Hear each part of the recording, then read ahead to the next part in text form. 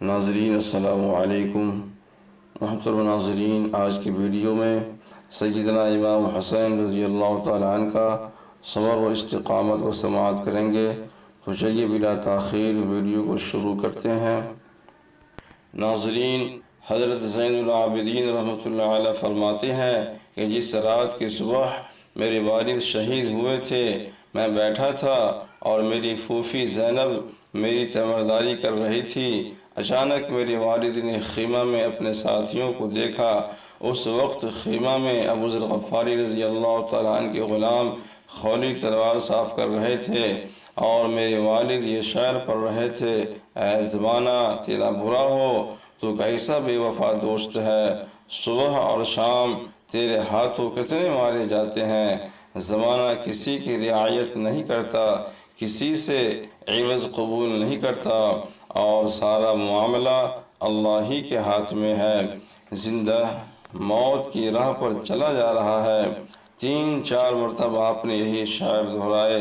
میرا دل بھر آیا، آنکھیں ڈوبا گئیں، مگر میں نے آنسو روک لیے۔ میں سمجھ گیا کہ مصیبت ٹلنے والی نہیں۔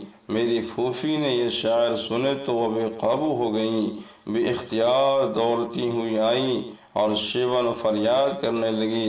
حضرت حسین رضی اللہ تعالیٰ عنہ نے یہ حالت دیکھی تو فرمایا: اے بہن، یہ کیا حال ہے؟ کہیں ایسا نہ ہو کہ نفس و شیطان کی بے صبریاں ہمارے ایمان و استقامت پر غالب آ جائیں۔ انہوں نے روتے ہوئے کہا: کیوں کر اس حالت پر صبر کیا جا سکے؟ آپ اپنے ہاتھوں قتل ہو رہے ہیں۔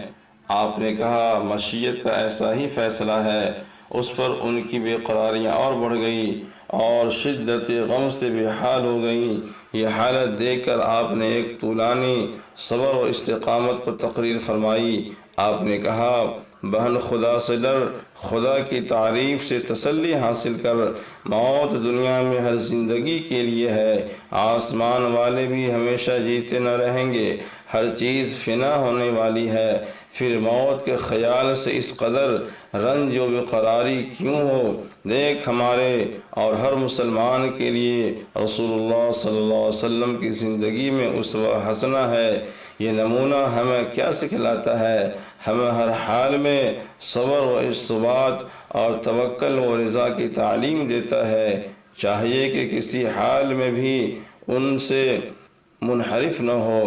وہ لوگ بھی ہیں جو ساحل پر طوفان سے سہمے بیٹھے ہیں، کچھ ایسے شناور بھی ہیں جنہیں ہر موج میں ساحل ملتا ہے۔